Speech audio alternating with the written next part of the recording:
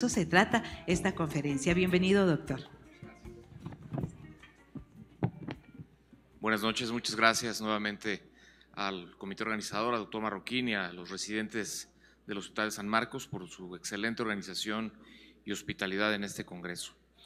La idea de esta plática es hablar sobre algunos tips de qué hacer en casos de colestectomía difícil y a qué hacer en general en esta cirugía, que es probablemente una de las que con más frecuencia se hace en el mundo. Una cosa que siempre uno tiene que pensar es que la cirugía no empieza nada más cuando uno abre, empieza desde una indicación adecuada y también de la planeación de cómo uno va a hacer el procedimiento, y dentro de esto incluso el posicionamiento y la seguridad del enfermo. Un enfermo mal posicionado, mal asegurado a la mesa es un enfermo que se puede caer, se puede deslizar y eso puede generar una complicación grave. De manera que esto es un punto importante que tienen ustedes que tomar en cuenta antes de empezar el procedimiento quirúrgico. La otra es la colocación de los trócares. Un trócar mal colocado es un trócar que te va a dar problemas para hacer una colestectomía laparoscópica bien hecha, con una buena técnica. Y aquí hay en general dos técnicas que se utilizan, la americana y la francesa.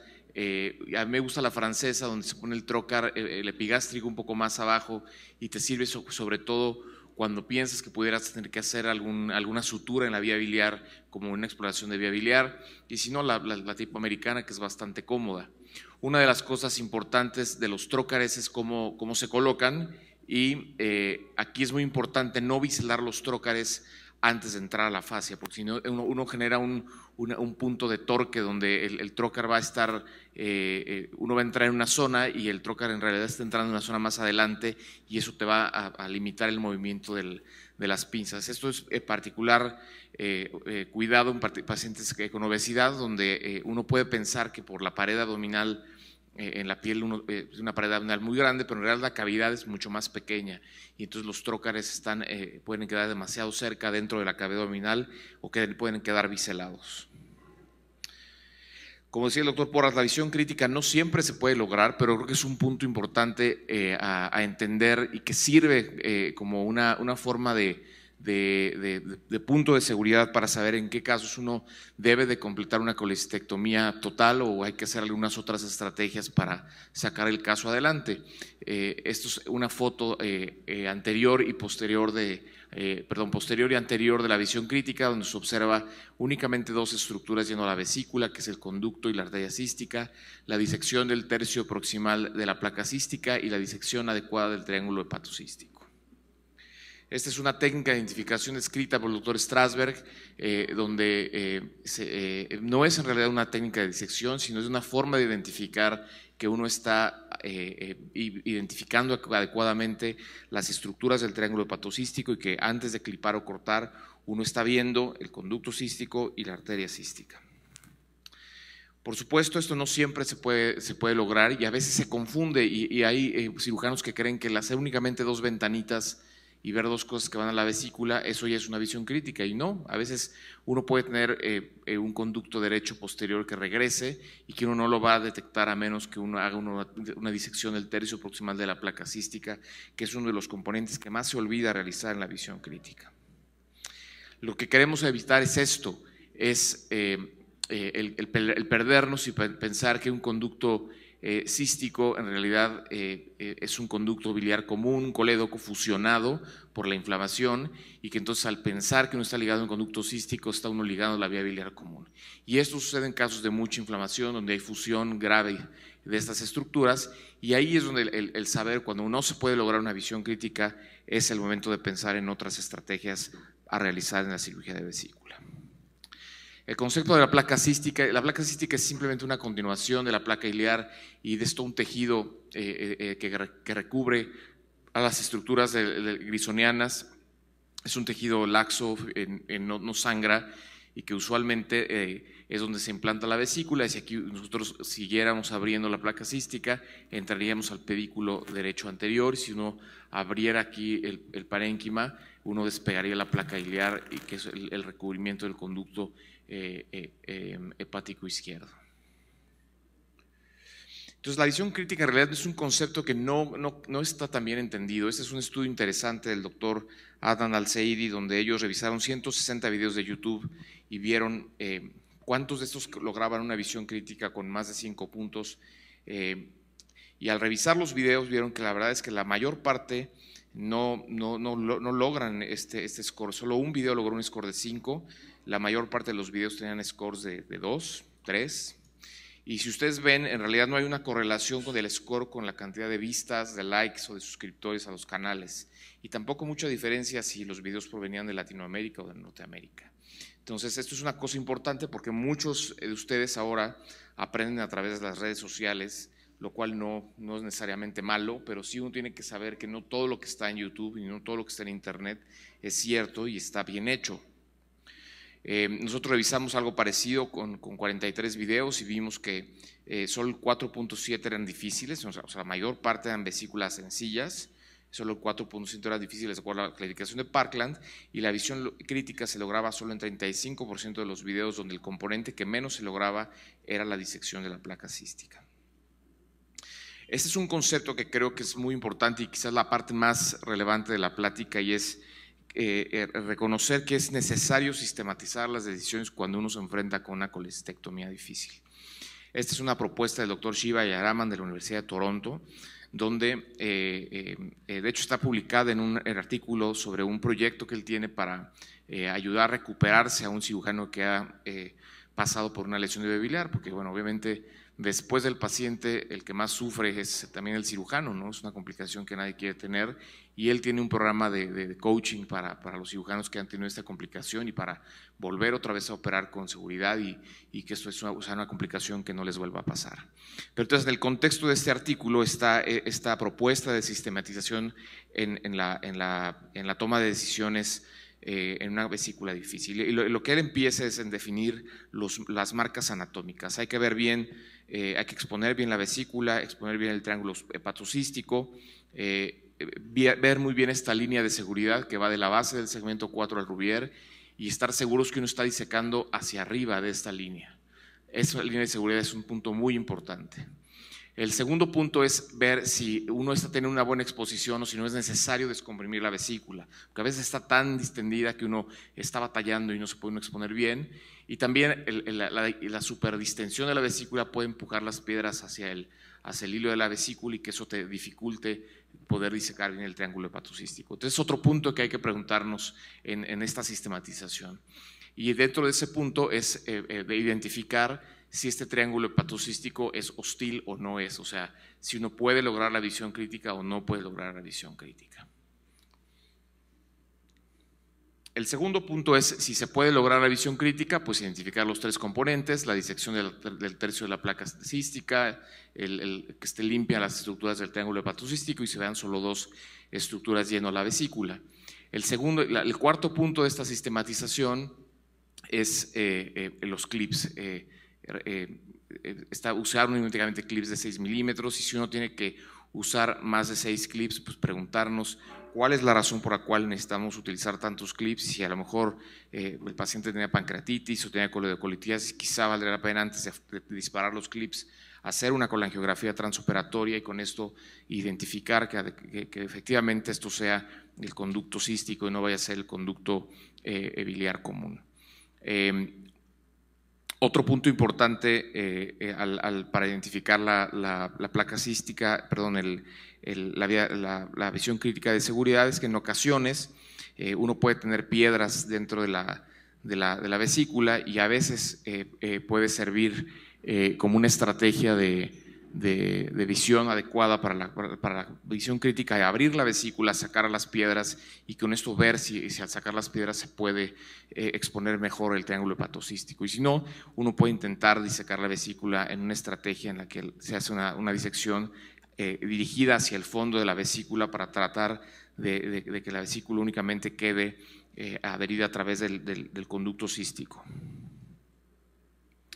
Y otro concepto importante de la anatomía es el escudo de McElmore, que es el tejido peritoneal que rodea el triángulo hepatocístico, y que si uno se mantiene lejos de este tejido, uno está respetando las estructuras del triángulo hepatocístico y sirve mucho para decidir el momento, el punto en el que uno va a hacer una colestectomía subtotal, a partir de donde uno va a empezar a cortar la pared de la vesícula y no meternos a las estructuras del triángulo hepatocístico. Entonces quiero empezar con algunos de los videos. Estos videos algunos son míos, otros son de colegas que los han compartido libres en internet, en plataformas públicas. Aquí estamos viendo una cole que, pues, evidentemente se ve una vesícula sencilla. Como ven, la disección está por arriba de esta línea de seguridad que va del rubier a la placa iliar. Estamos disecando arriba de esto. Y lo que hacemos es empezar a abrir las hojas peritoneales, la posterior y la hoja anterior. Es muy importante en la cirugía de vesícula la mano izquierda, que entrenemos a los residentes a mover la mano izquierda, que la tracción y la exposición va a ser sumamente importante para que uno pueda ver bien las estructuras del triángulo hepatocístico y se pueda disecar adecuadamente, y con esto evitemos una lesión o un daño térmico a otra estructura que no queremos cortar o dañar. Como podemos ver aquí, ya hay una disección de dos estructuras. Sin embargo, seguimos disecando un poco del tercio proximal de la placa cística.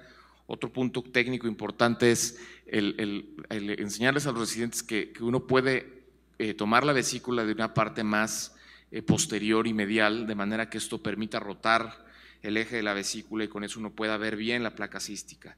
Aquí vemos como este movimiento de disecar un poco más medial, no solo desde el infundíbulo de la vesícula, permite hacer una disección muy amplia de la placa cística y poder ver bien lo que uno está disecando.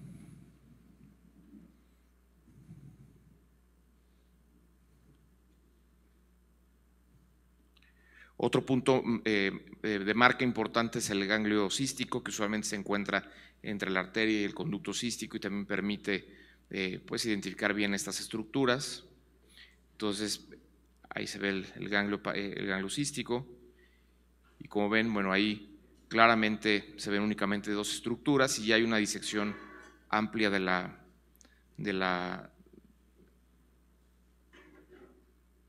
placa cística.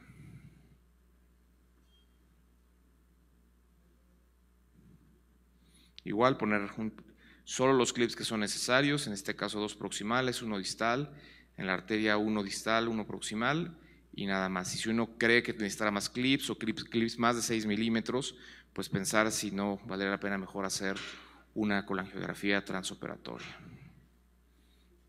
Muy bien.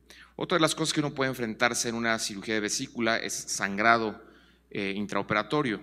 Este era un caso de una mujer que tenía una colestitis aguda, pensábamos que era de origen inflamatorio, en realidad fue una paciente que debutó con linfoma no Hodgkin tipo B, que apareció de primera instancia en la vesícula, y como pueden ver, pues es una vesícula distendida, con adherencia de aumento en su pared, difícil de tomar, y lo que hicimos en principio pues fue descomprimirla para poder con esto tener una buena exposición. Muy inflamada, con cierta dificultad para poder lograr esta visión crítica que eventualmente se pudo conseguir. Cuando hay sangrado sí es importante pues meter una gasa y con eso tratar de ayudarte a tener mejor visión de lo que va sucediendo.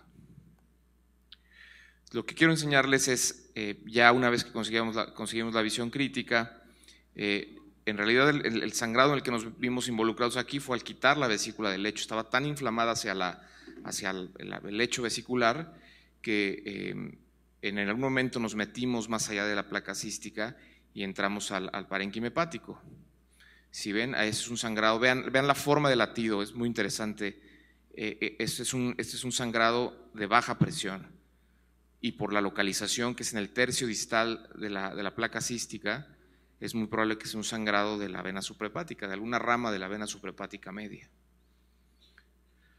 Entonces, por eso es muy importante y recomendamos no quitar las vesículas de fondo infundíbulo, porque cuando están muy inflamadas sucede esto, se adhiere la vesícula y la placa cística al parénquima y es muy difícil disecarlas y uno puede meterse al parénquima con facilidad, como me sucedió a mí aquí. Entonces lo que hicimos fue terminar de quitar la vesícula comprimir. Estos sangrados usualmente, como son de baja presión, paran con compresión.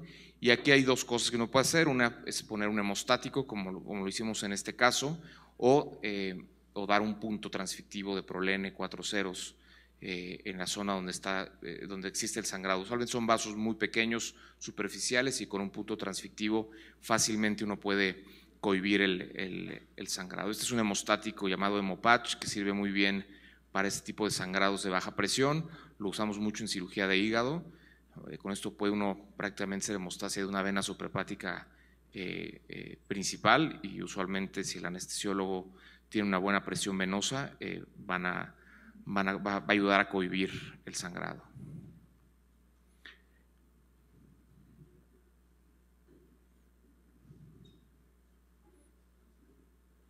Es un material que se puede quedar y ayuda mucho este tipo de sangrados intraoperatorios, particularmente en las cirugías de hígado laparoscópicas. Otro reto importante con las cirugías de vesícula son en los hígados cirróticos, y este hígado tiene algo anatómico muy interesante que no sé si alguien se da cuenta que es, además de la cirrosis evidente.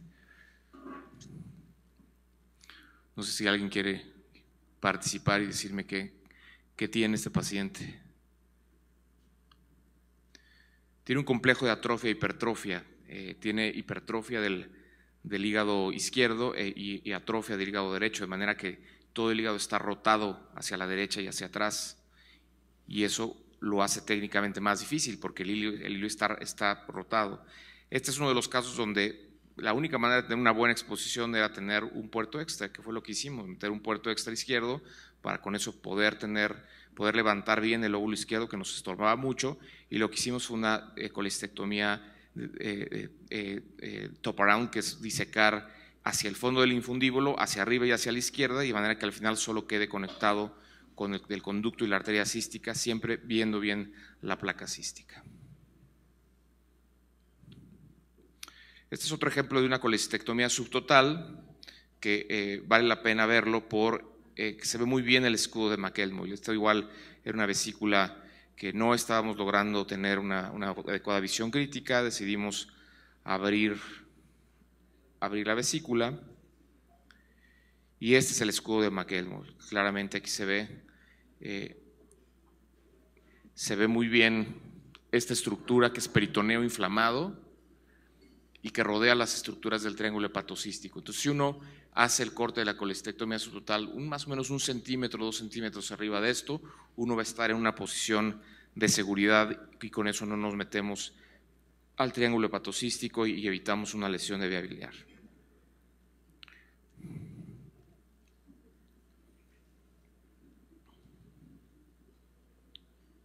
En este caso, si ustedes ven, parecía como si ya tuviéramos todas las piedras completas, y en realidad no, había todavía una piedra ahí atorada. Entonces, esta es una de las causas por las que a veces las colestectomías subtotales dan problemas en el posoperatorio tardío, porque les dejan piedras.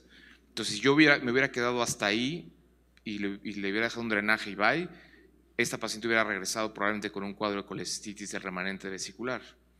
Entonces, uno tiene siempre que estar seguro de que no hay piedras, y si uno tiene la menor duda que puede haber una piedra, pues a veces la única forma que queda para estar seguro es convertir, meter la mano, palpar que uno no está dejando piedras, y no le va a pasar nada al enfermo porque se convierte el procedimiento a un procedimiento abierto. Este caso me gusta presentarlo como un ejemplo de la fusión del triángulo hepatocístico, que es muy evidente y que yo creo que es el punto clave para decidir: no voy a poder tener visión crítica. O sea, no es tanto el lograr o no la visión crítica, porque también a veces en empecinarnos en lograr la visión crítica uno puede cometer una lesión de vía biliar. Entonces, igual un caso de una vesícula muy inflamada, la descomprimimos para tratar de ver mejor. Decidimos, como no estábamos avanzando, decidimos abrirla, que es básicamente los pasos de sistematización que el doctor Jayaraman propone en su artículo. Y en este momento vean bien esta parte de la disección, como estamos tratando de disecar la placa cística y nos empieza a sangrar. Y esto probablemente es porque no estamos en la placa cística, estamos en el parénquima. pero si uno no puede con facilidad disecar la placa cística de la vesícula, ese es el punto clave para decidir que uno no va a poder hacer una visión clínica adecuada y que es muy probable que lo que uno le quiera hacer con este enfermo, ya una vez que uno abrió la vesícula, sacó las piedras, la descomprimió, lo más probable es que uno va a requerir una colestectomía subtotal. Entonces, si uno se empecina en seguir disecando esa zona con ese tipo de sangrados, uno puede meterse al parénquima y puede tener un sangrado mayor o una lesión de vía biliar. Otro punto importante de la cirugía de la vesícula es si vale la pena comprometer la exposición. Esta es una colestectomía de 3 puertos, esta no es mía, donde no hay una lesión de vía biliar, afortunadamente no tuvo una complicación el enfermo, pero ustedes pueden ver que la exposición es no tan buena. Toda la cirugía se ve al cirujano batallando con el hígado, cayéndole encima por ahorrarse un puerto de 5 milímetros. Evidentemente nunca va a haber un estudio de que compare 3 puertos contra 4 puertos, porque hay tantas lesiones en 4 puertos que seguramente no habría diferencia.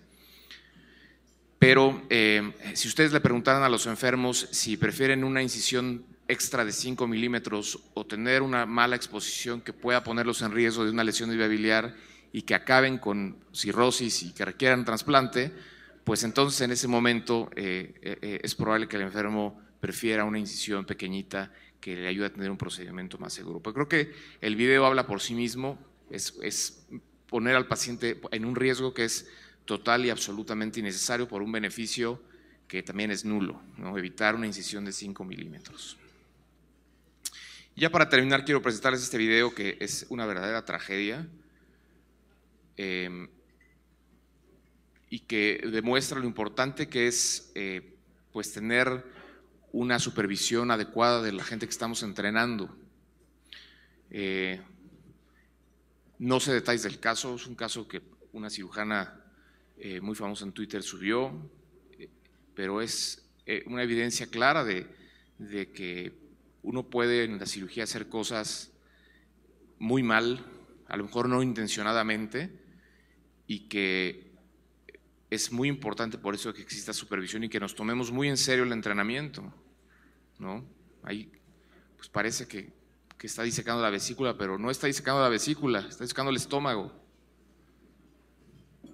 Y este tipo de problemas suceden en todos lados del mundo. Hace poco se publicó una historia en internet de un cirujano que pensando que le quitaba el vaso al enfermo le quitó el hígado. Entonces, un cirujano norteamericano certificado. Entonces, este tipo de cosas pueden suceder y por eso es muy importante no tomarlo a la ligera y supervisar bien a la gente que estamos entrenando.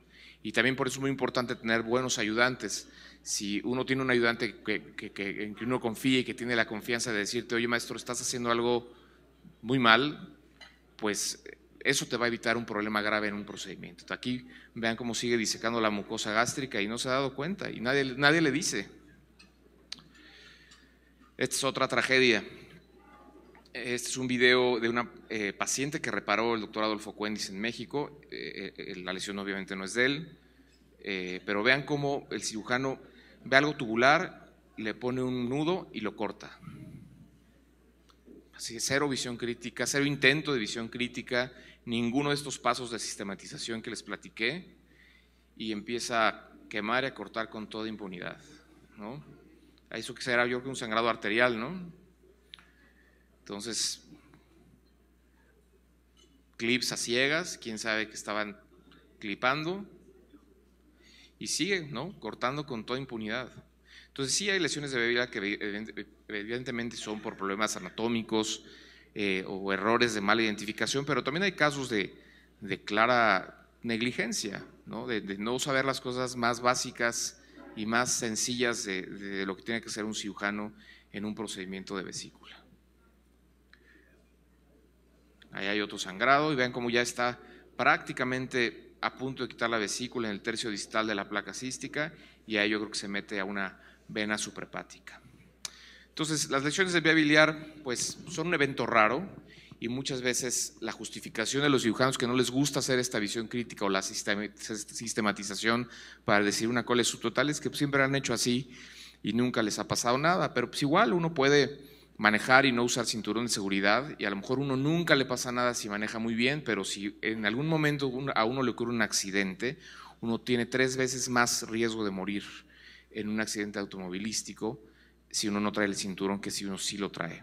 De manera que no hay ninguna justificación para no usar, no hacer las cosas bien, con seguridad, si existe una forma de hacerlas.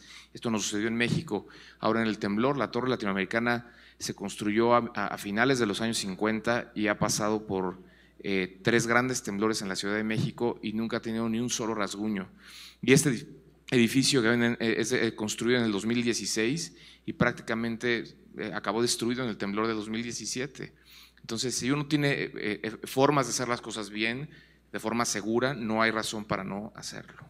Y como decía Galeano y Fernando Aguirre, ¿alguna vez habrá 0 lesiones de viabilidad? Yo creo que no, pero la utopía sirve precisamente para eso, para que sea un objetivo de hacia dónde uno quiere caminar, y aunque uno no vaya a abolir las lesiones de viabilidad, creo que sí todos podemos hacer un gran esfuerzo para que éstas sean cada vez menos y menos graves. En conclusión, creo que el objetivo de esta plática es que ustedes vean que en la escala de prioridades en la cirugía son estas 3. La más importante es la seguridad, después la eficacia del procedimiento y después la eficiencia.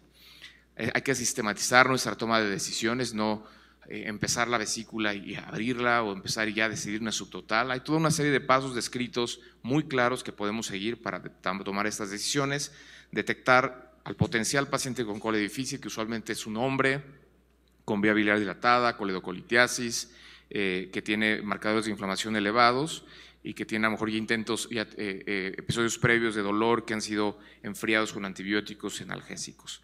No hay que dudar en usar imagen auxiliar intraoperatoria, ya sea con angiografía o verde indocianina. Usar la estrategia de colestectomía subtotal, que si bien sí existe un riesgo de que exista una fuga biliar, el riesgo y las complicaciones y la morbilidad de una lesión de vía biliar supera por mucho las complicaciones y los riesgos de una colestectomía subtotal. Y sin duda, pues no descartar la opción de pedir ayuda a alguien que tenga más experiencia o que simplemente en ese momento tenga la cabeza fría y nos pueda sugerir una mejor toma de decisiones. Muchas gracias.